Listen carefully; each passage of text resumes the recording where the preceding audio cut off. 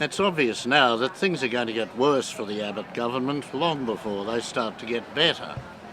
With the chaos widening around our fledgling administration, even the early problems have not yet been fixed, and it doesn't look as if they will be for a long time. It now turns out that SBY's letter from Tony Abbott has been disappointing, so it has been leaked. It's not even seen as a proper first step. It's grossly inadequate, other people say. No apology, no real explanation, just a general lot of waffle. And even so, it was only ever meant to be the first step on what was to be a long process of working out a new protocol between the two countries. So that's still on the back burner. And it now looks as if it will be not days or weeks, but months or possibly even years before the relationship gets back on anything like an even keel. And that means, of course, the asylum seekers' problems don't get solved, they get worse.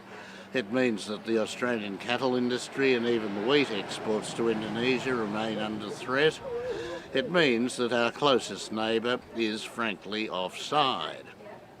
And the problem with this is, once you make a foreign affairs blunder of this magnitude, it colours all the other foreign affairs decisions too. It's now obvious that the spy scandal isn't going to stop. Timor has got in on the act. They claim that during the negotiations for the Northwest oil field and gas field, which Australia mercilessly bullied Timor into submission, that they were in fact spied on in their cabinet room, before the ministers had even had time to work out which seats to take. Now, this would be bad enough at any time, but in those sort of negotiations it's very bad indeed. Australia drove a very hard bargain. They pushed the dividing line closer and closer to Timor's shores and ended up with some 80% of the resource compared to Timor's 20%. It was meant to be an even split. And Timor was already looking for a review of this, and of course the spy scandal's given them evidence and plenty of ammunition to take it to the World Court. And on top of this, of course, we have the Australian ambassador to China being called in because Australia has protested over China declaring a military fly zone around islands it is disputing with Japan.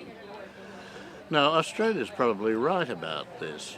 What Bishop actually said, what Julie Bishop actually said, was that China was escalating tensions and that this was a bad thing. But because of the context, because of all these other decisions, because of the general schmozzle over foreign policy, it's being seen as yet another ham-handed blunder, another insensitive and badly thought out reaction to our Asian neighbours. So, when you're hot, you're hot. When you're not, you're Tony Abbott and Julie Bishop. And they look like staying pretty cool for quite a long time. I'm Mungo McCallum.